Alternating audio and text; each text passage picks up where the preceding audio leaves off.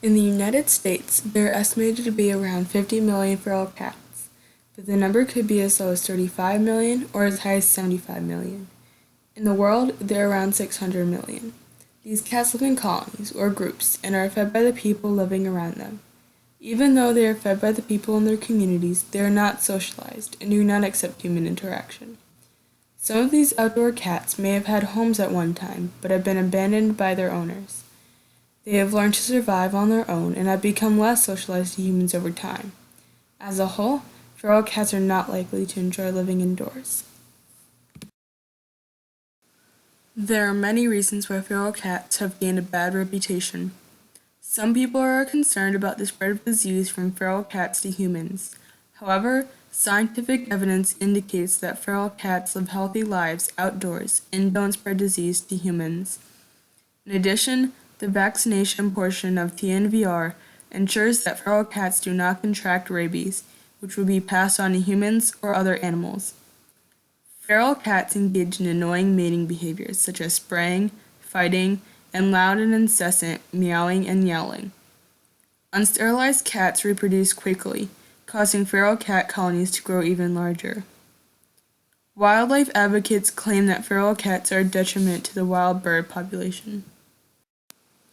A lot of people feel that it's just best to kill these cats by euthanization, but these cats are living happy, healthy lives outside. In addition to being inhumane, evidence suggests that killing feral cats does not solve the problem. But really, when the choice is go to a shelter and be euthanized or killed versus live out your life and have somebody feed you and take care of you, I would vote for that option any day before I would want a cat to die in a shelter. Because I think these cats have value even living outside. I mean, I now have my own feral cat colony, and most of us here do. You know, we feed a handful of cats that come around, and they're sterilized. Some of them I can't touch at all. Some of them, headbutt me and they come up to my ankles, and they're happy to see me. I mean, they do have value. They have love, and especially if you live in the warmer climate, it's not a bad life for a cat.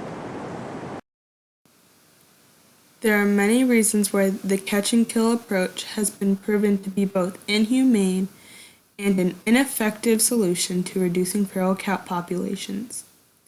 Approximately 70% of the cats who enter shelters nationwide are killed because feral cats are not socialized to people and therefore unadoptable.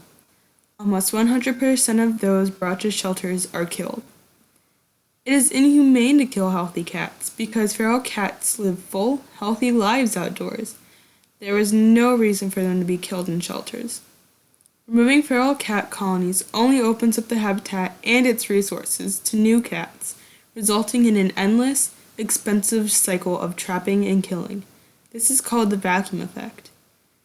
The money spent to endlessly trap and kill feral cats could be more effectively used by shelters to help adoptable animals. Killing cats is more expensive than sterilizing them. Instead of killing all of the feral cats, programs have been popping up called TNVR, Trap, Neuter, Vaccinate, Return, or TNR, Trap, Neuter, Return. The purpose of these programs is to stop the reproduction of the cats, humanely keeping the population to a minimum. Feral cats are trapped, sterilized, vaccinated, and ear-tipped before returning to their colonies. Ear-tipping is a universal sign that a feral cat has been sterilized. TNR and TNVR programs have been proven to be more effective at reducing feral cat populations than the catch and kill method. TNVR programs stabilize and even reduce feral cat populations. Vaccination ensures that feral cats are protected against disease such as rabies.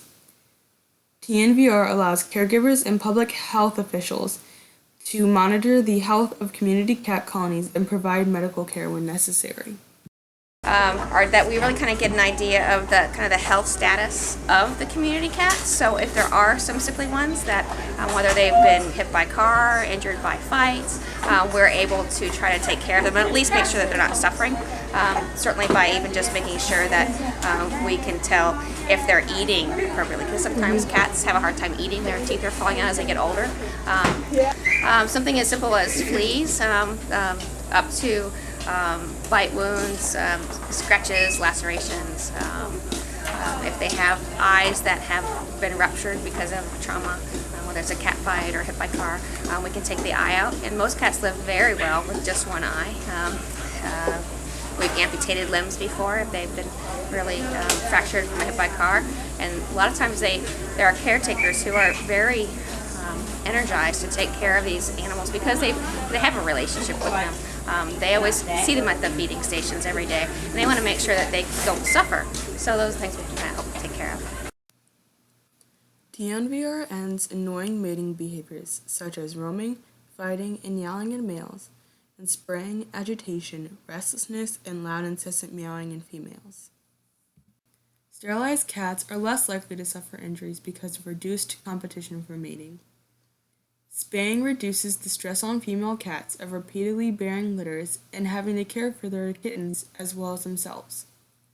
Sterilization of feral cats can also improve weight gain and coat condition, and can reduce the likelihood of cancer. Once TNVR stops the nuisance of mating behaviors in the reproduction cycle, humans and feral cat colonies coexist peacefully. Young kittens can be socialized and put up for adoption. TNVR programs allow community officials to learn more about the feral cat populations, such as how many were once pets and have been released into the wild, thereby giving them information on how to better educate the community to improve the lives of both domestic and feral cats. I think there's a couple of ways it makes an importance in the community. One, it gives us a better grasp of how many cats are out there and how many are probably released by their owners. So it gives us a better idea of the cat owner population and how to help educate them, because unfortunately a lot of people get cats and not realize that they can live 20 years, and so that's a big responsibility. So if they didn't take care of them when they first start to go through puberty, a lot of cats get released unsterilized outside when they're about a year old, whether they have bad potty habits or something inside, or life happens so that kids let them out. So this is a kind of an opportunity for us to learn about the reasons why cats get put outside. So the TNVR programs help the community that way. Not only does it help decrease that overpopulation problem of constantly, new litters of kittens, but helps us to be able to really gear to what we need to educate people for. Many organizations are participating throughout the U.S., but most organizations practice the TNR program rather than the TNVR program. The Humane Society of Tampa Bay is one of the few places that practices the TNVR option in Florida. TNVR, which is one of the Society's core programs, was founded in 2008 by Sherry Silk.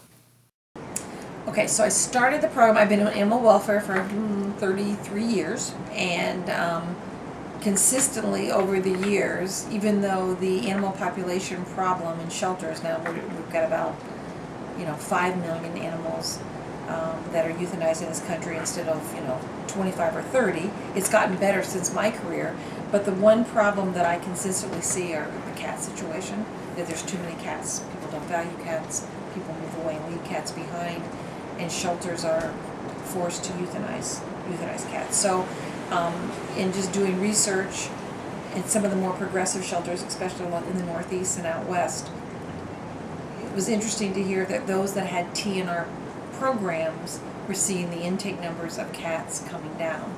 And at that time I was working for a national organization, the ASPCA out of New York, and got to hear a lot of the experts saying, yes, that's the only way that you can bring the cat population down. So fast forward to 2008, and we started our program here in the Tampa Bay area. I keep the program running by convincing people, especially cat lovers, to help support us. So between explaining what the options are in black and white terms, death or life, basically, is what the decision is, and getting grants, because there are a lot of national granting organizations, especially PetSmart charities, that will give funding, so that you can keep the spay-neuter costs low. The Humane Society spays and neuters feral cats every Monday inside their animal health center, with as many as 180 cats waiting for surgery on any given Monday. The Humane Society's program is run by Darlene Esposito, and surgeries are performed by Dr. Carla Bard. Along with a crew of volunteers, they run the program and plan outreach events to promote this moral way of handling the overpopulation of feral cats. Okay, my duties are to make sure the cats come in, get numbered, and that everything runs smoothly. I need to make sure that I know what's going on with them medically when they come in, if they're injured. If so, I need to document everything so they get the best care they can have. Basically, the public will come in and rent some traps. We have traps that we run out. They will trap the cats and they will bring them in on a Monday morning. We'll go ahead and spay and neuter them. They'll take them home, recover them, and then they will release them back to where they come from. It all starts with trapping the cats, which is done either by TNVR staff and volunteers or by people out in the community who are living with feral cats. The Humane Society of Tampa Bay rents out cat traps for this purpose. Community cat caregivers are asked not to feed the cats for 24 hours prior to the scheduled trapping, so that the cats work up a good appetite. Then the traps are set and filled with a food that is extra fragrant and appealing, such as canned mackerel. After that, it's a waiting game.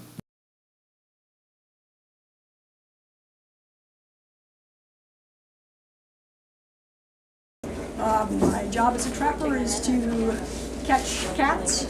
I usually talk to the people ahead of time that are interested in me trapping. I usually get contacted. We actually have a website, Humane Society Tampa Bay. If you go under the Feral Cat Program, you can fill out a form online, and it'll ask how many cats and things of that nature. We'll get back to you and find out what your need is. And if we need to come out, we'll come out. We'll ask you not to feed for a day before so they're hungry, because a lot of times they won't go in the cages if they're not hungry. And we go out there and we trap, and if you don't have transportation, we can bring them back to you as well. And then you continue to feed, and it helps the community. I take leads from the community. I get phone calls from people saying there's 20 cats behind McDonald's, or my neighbor's cat just had 10 kittens and I need help. So I try to do it within an area where I live, and or I go all over the place actually, but my job is to arrange for them a time to trap. I go in, I set the traps, I explain to them the program and the process, and hopefully get their cooperation in trapping the cats. I transport them to the clinic, they get fixed, shots. I recover them at my house, and then I return them to their location. To start the spaying and neutering process, feral cats in traps are numbered and lined up in numerical order. Volunteers then bring multiple cats at a time inside to be prepared for surgery, which includes anesthetizing the cats and shaving their stomachs. Next, they are brought into the operating room, where they are spayed or neutered, given their vaccines, and treated for any other observable medical conditions. Finally, the cats are placed back into their traps with fresh food and water and observed for any signs of distress. At the end of the day, their caregivers pick them up and provide them a safe place to recover for 24 to 48 hours. The cost of TNVR services is $20 per cat, which makes it so that most people can afford this care. Our program in Hillsborough County is special to me because it allows the public to fix stray and feral cats at a really reduced cost. People wouldn't do it otherwise. If people have to pay for cats that aren't theirs, and I hear that all the time, but these aren't my cats, they just can't do it. They can't afford to do it. So if they were to take them to a regular vet, it would be hundreds of dollars. And here they can do it for $20. It's a very reduced rate, so it does encourage participation from the public. How does the Humane Society know that its TNVR program is having a positive impact? Oh my gosh, well, we've done thousands and thousands and thousands of cats since we started this. I'm sorry, I don't know the exact figure off the top of my head, but since 2008, the intake rate for cats is way down at our local animal services. And when I first started in 2007 here, overall live release rate, which you know what that is, right? You know, was leaving alive in the shelter was 14%, but they're up to 80% now. A little bit even, you know, last month they were at 86%, but overall through the year the average is 80%. So to me that's a huge win-win. It's not all because of TNR, but TNR certainly has a lot to do with it. This graph illustrates the success of the TNVR program in Hillsborough County. As the number of cats passing through the TNVR program has increased, both the intake of cats and the number of cats euthanized in local shelters has drastically decreased. Cats' lives are being saved. The Humane Society of Tampa Bay works hard to spread the word about TNVR in both its local community and in the state of Florida. I go out and meet people. I go out and talk to communities, complexes, trailer parks. I get calls from people I don't even know that say, hey, I heard that you're a good person, can you help me? And it's just, you have to be out there for people to know that you're available. Yes, we have inspired many in the state of Florida, believe it or not.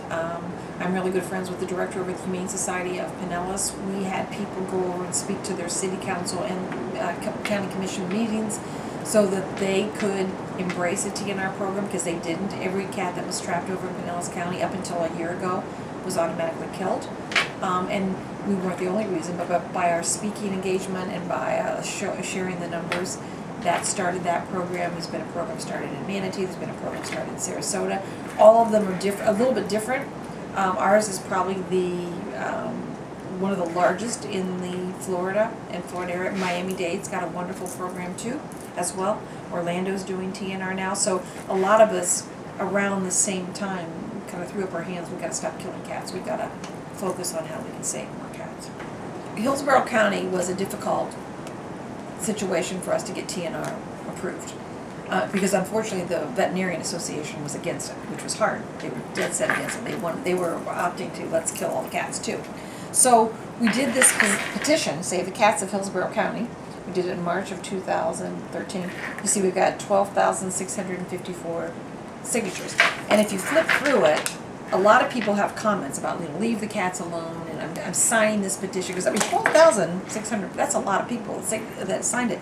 And so what we did is we took it downtown and we hand presented it to each and every commissioner, saying, because it wasn't just all people from Hillsborough County, it was from all over Florida. We even had signatures here from all over the United States, showing them that this is the trend, this is what progressive people do, this is what progressive communities do. And I believe that this, you know, this document, and you know, we paid for the printing of it and putting it all together. I really think it helped, because I do know some of the aides downtown, and they said this was pretty impressive. So we did all kinds of things, but part of it was actually giving them something to hold and to look through to show that TNR was really important. There are several ways in which members of the community can get involved with helping feral cats. Volunteer trappers can help trap cats, transport them for TNVR, keep an eye on them during recovery from surgery, and return them to their colonies. Cat and animal lovers can become community cat caregivers, which entails feeding a colony of feral cats on a daily basis, taking them for TNVR, and monitoring their general health. They can volunteer at their local TNVR program to help with the intake and care of cats during TNVR.